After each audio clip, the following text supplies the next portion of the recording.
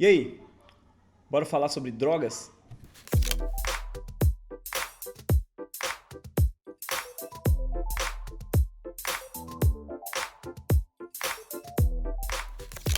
Olá pessoal, bom dia, boa tarde, boa noite. Jaime Sepulcro por aqui, eu sou pedagogo do programa Jovem Independente e a gente vai continuar os nossos vídeos voltados para educadores e profissionais em geral dos acolhimentos sociais, com vídeos e temáticas voltadas para o trabalho com jovens. E o tema de hoje, o qual a gente vai começar uma nova série sobre ele, é drogadição, um tema bastante relevante aí no nosso trabalho, especialmente com jovens e adolescentes, não é verdade? E para falar sobre esse tema, a gente convidou aqui a nossa amiga, psicóloga, psicanalista e professora Daniele Starling.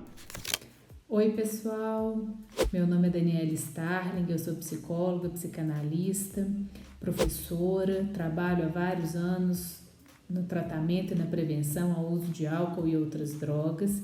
E esse é um espaço para a gente discutir, sem preconceitos, este tema.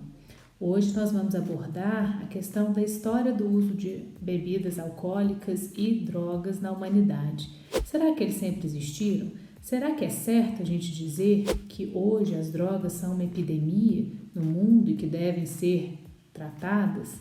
Bom, isso é algo que a gente vai descobrir juntos aqui.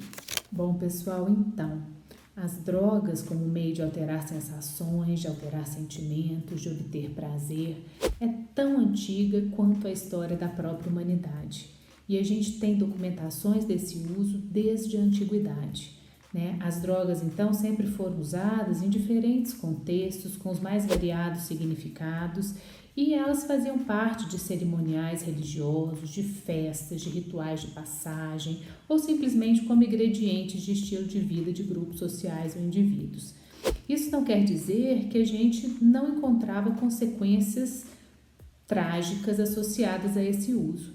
Então, na história, a gente sempre teve também documentado mortes, acidentes, distúrbios mentais, incapacitações físicas associadas aí ao uso de álcool e outras drogas, Mas essas substâncias, enquanto elas eram produzidas em pequena escala e seu consumo era relativamente pequeno e contido dentro de um contexto social, dentro, de um contexto que fosse aprovado e aceito socialmente, ela não era vista como um problema e, ao contrário, ela era tomada até com certa pela organização política dessas sociedades.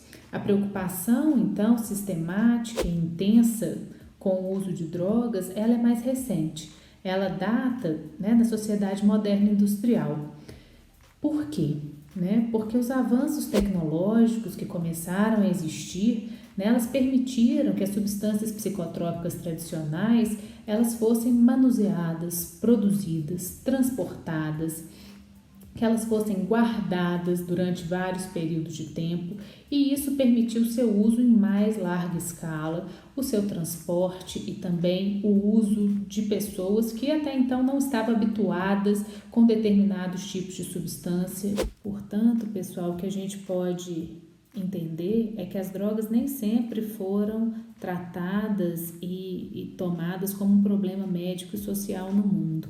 Alguns estudiosos apontam que somente a partir da Guerra Civil Americana, entre 1860 e 1865, é que a gente observa o uso de drogas com outras finalidades, para além das cerimônias, das festas e rituais. A gente observa que os combatentes eles faziam uso da droga, seja para encontrar algum momento de prazer ou até mesmo elas eram usadas com muita frequência como analgésicos para operações e para curar ferimentos, que a gente conhece como a morfina, e essas drogas então começaram a produzir algumas consequências médicas que precisaram ser tratadas no campo médico, como as síndromes de abstinência. E foi só a partir disso que a droga, então, ela invade e entra no campo médico. E foi com a entrada da droga no campo médico que ela também passa a ser considerada como um problema de saúde.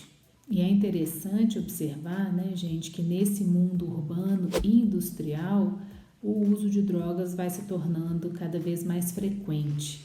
E no momento histórico que exige que as pessoas sejam cada vez mais conscientes, concentradas, que elas sejam mais disciplinadas, alertas, é que a gente observa então esse aumento do uso e com isso a diminuição da tolerância a este uso.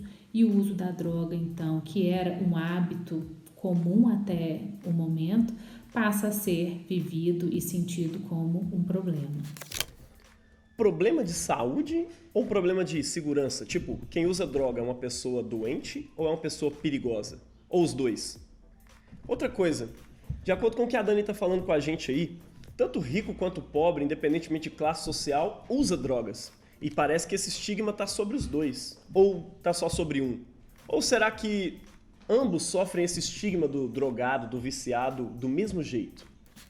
A gente sabe que no Brasil e no mundo, as drogas e o uso dessa droga sempre esteve intimamente associado a preconceitos de diversos níveis e de concepção moralista, especialmente no que se refere à ideia do que os usuários seriam, pessoas de má índole, perversas, criminosas e que não mereceriam qualquer atenção e cuidado social e que deveriam ficar mesmo à margem e ser tratadas com a segregação, com a separação da sociedade.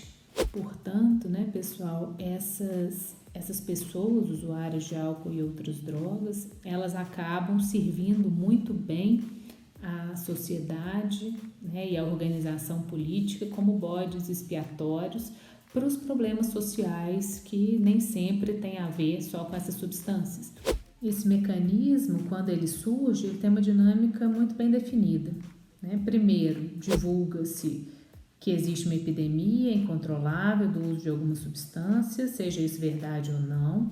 Segundo, associa-se essa substância a terríveis problemas sociais. Terceiro, identifica-se um grupo cultural, étnico, etário, econômico como os usuários dessa substância. E quarto, constrói-se o argumento para reprimir esse grupo social, e legitima a exclusão desse grupo social em nome da droga ou da substância que ele consome. E isso a gente tem diversos momentos e diversos exemplos históricos. Dani, que exemplos práticos você pode trazer para a gente ao longo da história e também na atualidade sobre essa perseguição a grupos específicos, tendo as drogas aí como desculpa? A gente pode citar, então, durante a década de 1870, a perseguição ao ópio, que foi muito intensa no estado da Califórnia, nos Estados Unidos. Vários estudiosos, com base em fortes argumentos e evidências, afirmam que essa campanha anti-ópio foi uma forma muito eficiente de excluir imigrantes chineses da mão de obra disponível. A gente sabe que o ópio sempre foi associado, a uma tradição milenar chinesa. Então, quando acabaram os trabalhos que os chineses participavam em grande escala, no estado americano, que era com a construção das ferrovias e também no trabalho de minas, para eles não serem absorvidos como mão de obra barata e disponível em abundância, o que foi feito foi associá-lo a esse uso e estigmatizar esse uso, de modo que eles ficaram completamente segregados do trabalho, do mundo do trabalho. Da mesma forma, a gente vai ter a campanha contra a cocaína e a primeira lei contra ela de 1914, que buscaram legitimar uma onda repressiva contra os negros norte-americanos.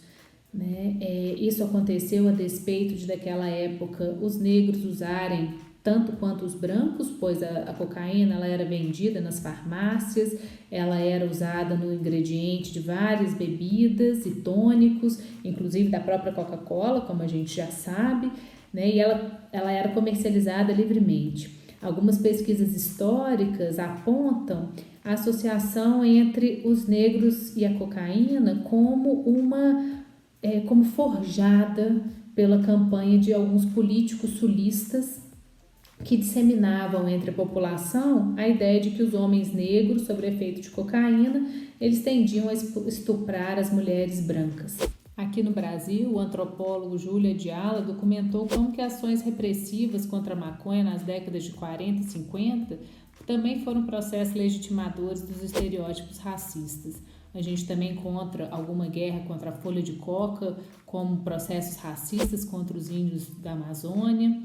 E para dar alguns exemplos urbanos, a gente pode também lembrar da guerra às drogas, né, de como que esse processo de guerra às drogas legitima a violência contra jovens com estilos de vidas variados e julgados como pouco adequados a uma sociedade conservadora.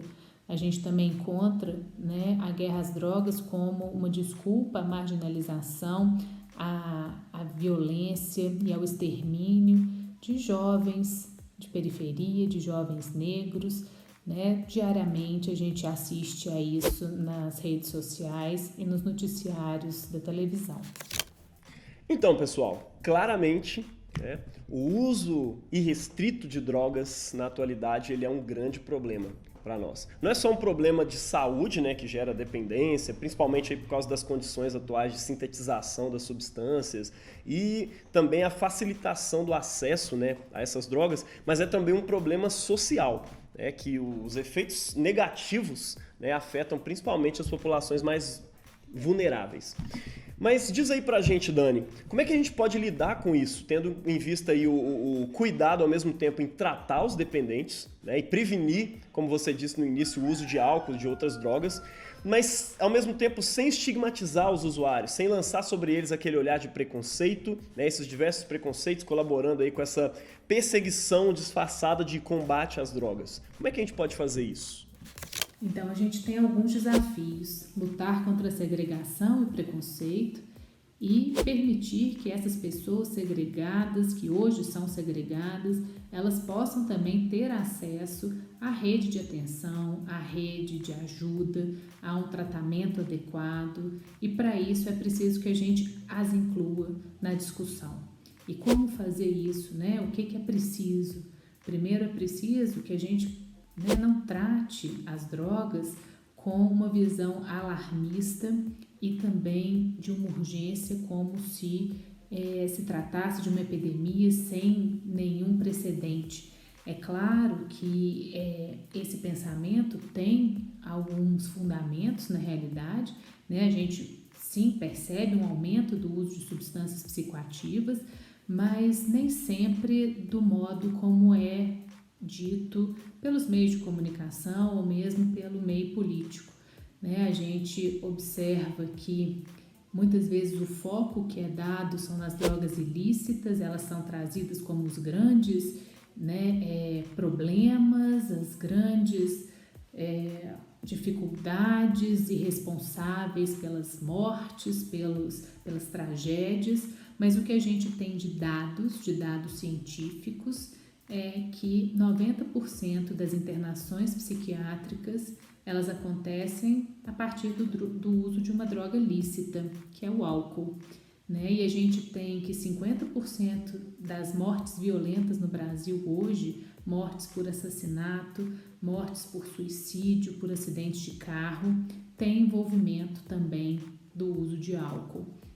Então a gente pode pensar, né? Será que essa guerra às drogas ilícitas, elas têm um fundamento, né, científico, um fundamento que se sustente, né, na ciência, na observação prática e na experiência prática do nosso dia a dia? Ou será que isso também é uma escolha política e né, uma escolha ideológica, sem fundamentos na ciência? Mas certo é, né, que precisamos prevenir, né, que prevenir é o melhor remédio, né, e para prevenir, especialmente, né, para a gente cuidar dessa população que está em trajetória do uso de álcool e outras drogas, é preciso que a gente não as estigmatize, que a gente as inclua, que a gente se disponibilize a escutá-las, né, da melhor maneira possível, e que a gente, então, a partir dessa escuta, a partir desse acolhimento, que a gente possa propor para elas, né? E junto com elas, na construção coletiva com elas, encontrar outras saídas, outros trajetos possíveis, outras escolhas no caminho da sua vida. Então, pessoal, no vídeo de hoje a gente aprendeu que as drogas estão presentes aí há mais tempo do que a gente imagina ao longo da história da humanidade. Aprendemos também que o uso irrestrito ao longo do tempo, né, tanto antigamente quanto hoje, traz prejuízos tanto de saúde quanto prejuízos sociais. Né, que a população mais afetada por isso é a população mais vulnerável. A gente aprendeu também que as drogas, ou o combate às drogas, também é usado, né, de modo ideológico, justificando aí algumas escolhas políticas repressivas sobre certas populações em específico, não é verdade? Além disso, a gente aprendeu também que para cuidar a gente não pode estigmatizar, segregar, né? Fazendo isso a gente pode piorar ainda mais a situação, né? O efeito da nossa forma de lidar com isso pode ser simplesmente algo moralista, né? E muito pouco efetivo no sentido de tratar ou de prevenir o uso das drogas, né? Do álcool e de outras drogas. Massa! Esperamos que você tenha gostado desse vídeo e que ele tenha acrescentado aí de alguma forma para o seu trabalho com os jovens e adolescentes no contexto do acolhimento institucional. A gente quer também que você participe por meio do formulário que a gente está colocando aí nas descrições de todos os nossos vídeos, tá? Lembrando que toda segunda e sexta-feira a gente vai estar postando algum vídeo dessa série voltada para você, educador e profissional dos acolhimentos institucionais, abordando os temas aí de família, violência, saúde mental, gênero, e como de hoje, drogadição, tá? Um grande abraço para vocês e até o próximo vídeo.